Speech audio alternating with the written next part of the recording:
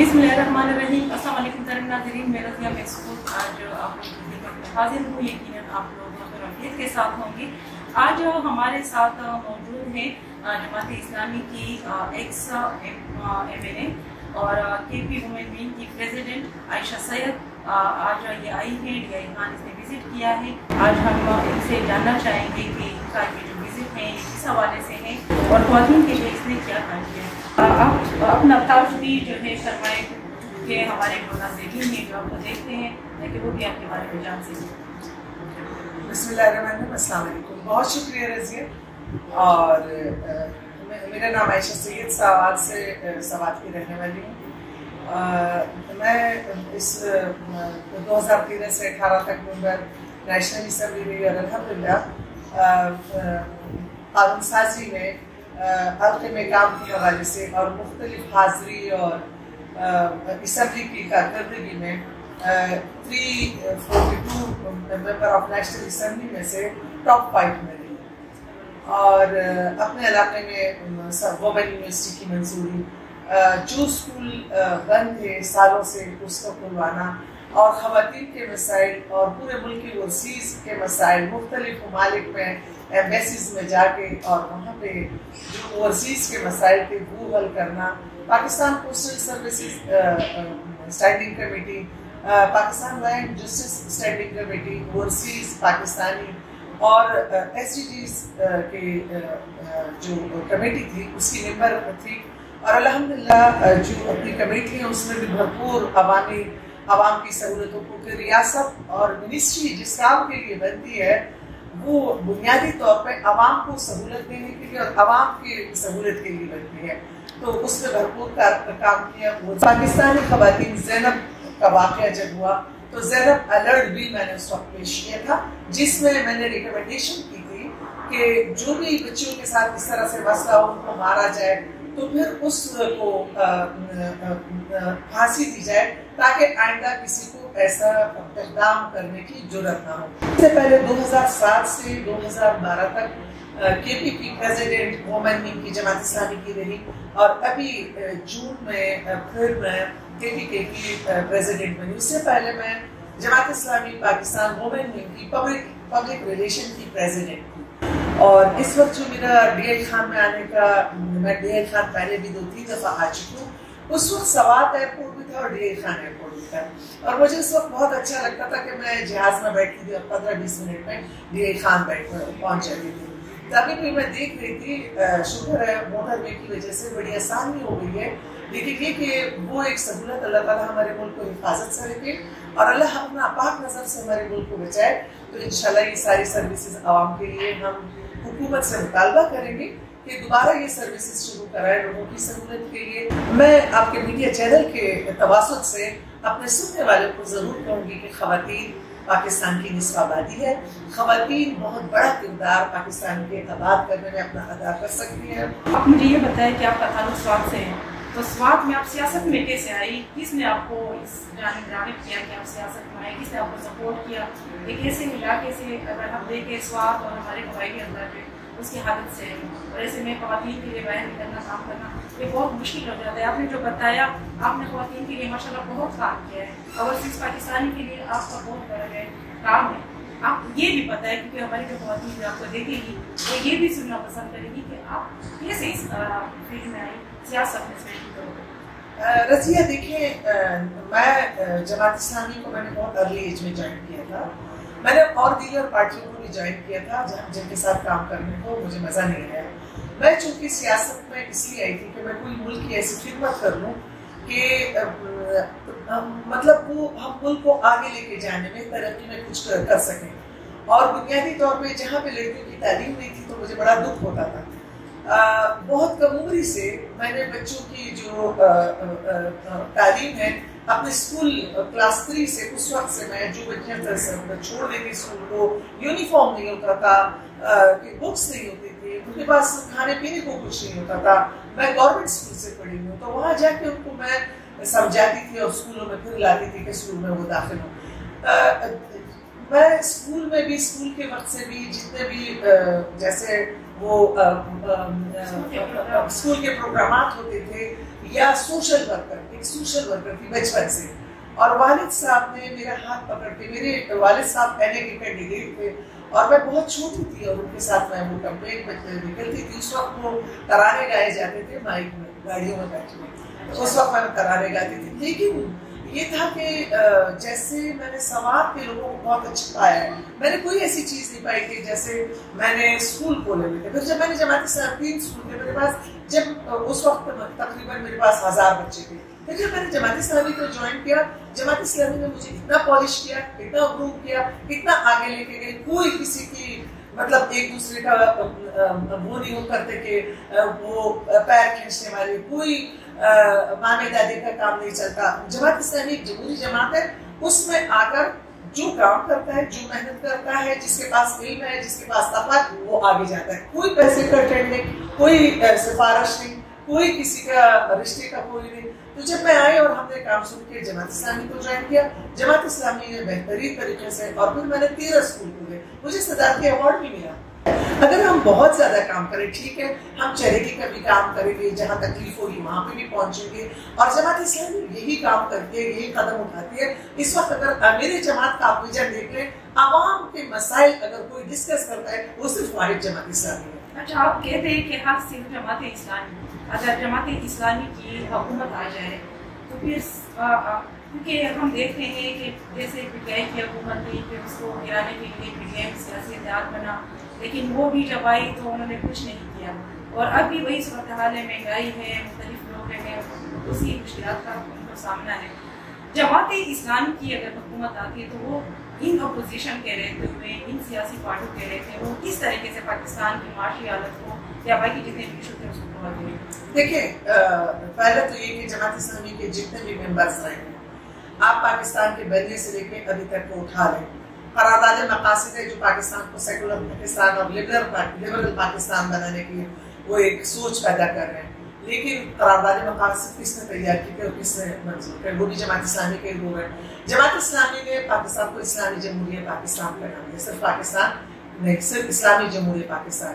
अच्छा, उससे आगे फिर कॉन्स्टिट्यूशन ऑफ पाकिस्तान है, आईने पाकिस्तान है, उसमें भी जमात इस्लामी का एक बहुत बड़ा किरदार रहा। फिर कादियानी मसला है, उसमें भी जमात इस्लामी का बहुत बड़ा किरदार है। अभी इस वक्त देखिए कि अभी जो मुख्तलिफ चीजें आती हैं कि ये बाजवा को किसने एक्सटेंशन दी, ये जी ट्रांसजेंडर बिल है। देखिए, एक तो मुखन्निस है, एक ट्रांसजेंडर है, तो इन दोनों में जमीन आसमान का फर्क है। और कौम को एक झांसा दिया गया था और उस झांसे में जो LGBT लेस्बियन गे, वो नाजायज जो इस्लाम उसको नाजायज करार देता है, उसको हलाल किया गया था। कौन था? 1-2 मेंबर थे हमारे पार्लियामेंट में, उन्होंने इस चीज को उठाया। सूद इस वक्त जो मुल्क उसमें जबड़ा हुआ है, उसके खिलाफ कौन है? जमात इस्लामी है। जमात इस्लामी के पास अगर बंदी की हुकूमतें रही तो अल्हम्दुलिल्लाह उन्होंने बजट को कहां से, पाकिस्तान कराची का रिकॉर्ड तोड़ बजट जो है उन्होंने पेश किया और काम किया।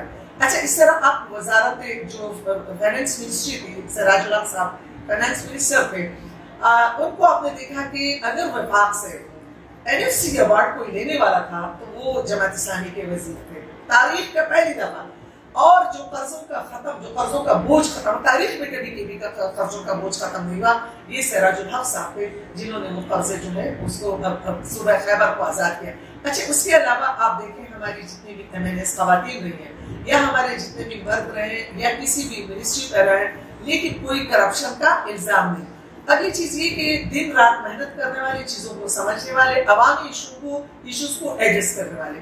तो जमात इस्लामी एक मुनज़्ज़म जमात है, मुनज़्ज़म तरीके से उठती है, लोगों को ट्रेन करती है, वेल ट्रेन लोग हैं। तो जब हुकूमत में आएंगे, अगर ऑपोजिशन में देखें, अगर इस वक्त आपके मुल्क की ऑपोजिशन नहीं होती तो आपके मुल्क का बहुत बड़ा बदलाव हो जाता। लेकिन ऑपोजिशन तो ना भी कोई चीज है नहीं, ऑपोजिशन तो नहीं है। बिलों में सब देखें, हम 2018 से देख रहे हैं, बिल पास होता है सब एक। स्टेट बैंक ऑफ पाकिस्तान को IMF के हवाले किया जाता है, सब एक। मुल्क की जितनी भी कानून साजी हुई है उसमें एक है, लेकिन जहां टकराव है पर्सनल मफादात में। जमात इस्लामी पर्सनल मफादात की सियासत नहीं करती। जमात इस्लामी रियासत की और रियासत के चलाने की, अवामी मफादात की, अवामी वसाइल को फर्द की जगह अवाम पे खर्च करने की सियासत है। सियासत को इबादत की तरह करके और अगर हम देखें जमात इस्लामी जो है इसने इतने अच्छे अच्छे काम किए हैं, फिर भी जमात इस्लामी की सीट्स सूबाई लेवल पे भी और कौमी लेवल पे भी बहुत कम होती है, क्या वजह है? रजिया तेरा सवाल किया, मैं तो पहले ये कहूँगी रजिया कि ये फॉर्म 47 वाले पार्लियामेंटेरियन लग जाए, तो आपके फॉर्म 45 वाले आ जाए तो बहुत सारे पार्लियामेंटेरियन आपके जमात इस्लामी में भी आ जाएंगे। और दूसरी चीज ये कि हमें लोग वोट देते हैं। हमने कराची में अभी बल्दियात में 9 लाख वोट लिया, 3 लाख वोटर को लाके ऊपर बिठा दिया। तो ये जो इदारों का टकराव है, इदारों की इंटरफेरेंस है, तो इसको कंट्रोल करना होगा, नंबर 1। नंबर 2, जब जहां भी जमात इस्लामी को जितना भी वोट मिला, हमें ये कोई गिला नहीं, हर एक की अपनी मर्जी है जिसको वोट करो। लेकिन हम ये जरूर कहेंगे कि जिसने हम पे एतमाद किया, हम उनके वोट की कदर करते हैं। हम लोग हुकूमत में ना होते हुए तालीम के मैदान में भी मौजूद हैं, सेहत के मैदान में भी मौजूद हैं, हम लोग जेलों में भी मौजूद हैं, हम लोग क्राइसिस सेंटर में भी मौजूद हैं, हम लोग मुल्क में जो भी सैलाब हो, जलजला हो, अल्हम्दुलिल्लाह पूरा मुल्क हम पे एतमाद करता है। हम आपके चैनल के थ्रू पूरे मुल्क का शुक्रिया अदा करते हैं। जितना भी हम पर एतमाद किया जाता है, हम उसकी कदर करते हैं और उसका हक अदा करते हैं। अच्छा, आपके कहने का मतलब ये है कि इदारों की इन्वॉल्वमेंट है इलेक्शन में भी फॉर्म 47 और फॉर्म 45 के लोगों ने, यही वजह है कि जमात इस्लाम की जो ओरिजिनल वोट है वो भी उसको भी काउंट नहीं किया जाए। बिल्कुल है। और मैं अभी 6 सितंबर गुजरा है और इस 6 सितंबर में भी कौम को पैगाम देना चाहूंगी कि 6 सितंबर 1965 को जिस जज्बे, मोहब्बत, ईमान और हुर्रियत के जज्बे के साथ कौम और फौज ने मिलकर किरदार अदा किया और अपने से 6 गुना बड़ी फौज को शिकस्त दी, 6 गुना बड़ी कौम जिन्होंने रातों रात हमला किया उनको शिकस्त दी, वो एक इत्तेहाद था। और वही फौज और वही अवाम आज अपने मुल्क के अंदर अंदरूनी दुश्मन का शिकार बन रहे हैं। वही अवाम बम धमाकों में और टारगेट किलिंग में जा रहे हैं। इस वक्त हमें जो मसला दरपेश है, जो चैलेंजेस हमें दरपेश है, वो हमें सिर्फ बैरूनी दुश्मन का नहीं, अंदरूनी दुश्मन का भी खात्मा करना है। जो इदारा जहां है, चाहे वो सियासत है, चाहे वो जुडिशरी है, चाहे वो एग्जीक्यूटिव्स है, चाहे वो आपकी एस्टैब्लिशमेंट मिलिट्री एंड सिविल, तो वो अपने ही इदारे में काम करे, अवाम अपना रोल प्ले करे, तो इंशाल्लाह, और अपने इदारे को मजबूत करे, तो इंशाल्लाह हमारा मजबूत होगा। बहुत शुक्रिया, आपने अपना कीमती टाइम हमें दिया। यहाँ की ख़वातीन को क्या पैगाम देना चाहेंगे? क्योंकि अगर हम देखें हमारे साउथ रीजन में ख़वातीन बहुत कम घरों से बाहर निकलती हैं, सियासी मैदान में भी वो बहुत कम है और बाकी चीज़ों में भी उनका कोई किरदार नहीं है। ऐसी ख़वातीन को या उनके जो घर वाले हैं, जो मर्द हज़रात हैं, उनको आप क्या पैगाम देना चाहेंगे?